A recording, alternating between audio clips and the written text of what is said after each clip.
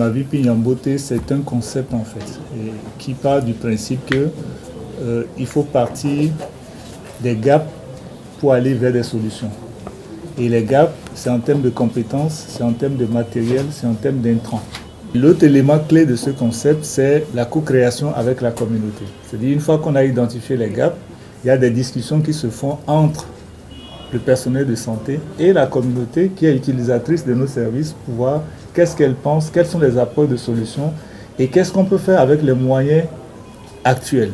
Et merci vraiment à Gavi d'utiliser ce financement pour promouvoir cette approche. Et dans l'approche, la vaccination est l'une des interventions. Parce qu'on est conscient qu'on ne peut pas améliorer la vaccination si le système de santé en lui-même n'est pas renforcé et au niveau local.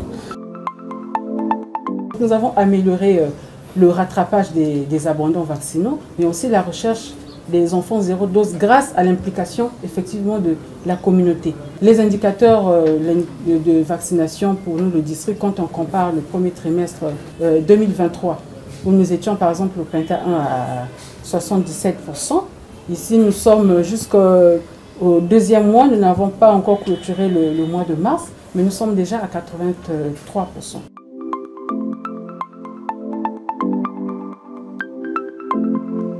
Donc dans ce district qui est soutenu par l'UNICEF, c'est un district modèle avec une grande population, un relief difficile, des difficultés d'accès à la santé et à la vaccination.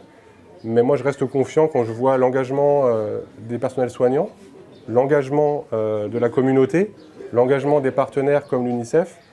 Je suis à peu près sûr que cette année, on va atteindre des très bons résultats sur la vaccination. C'est ce qui marche le mieux pour prévenir les épidémies qui frappent le Congo régulièrement, comme la rougeole, la fièvre jaune ou la polio.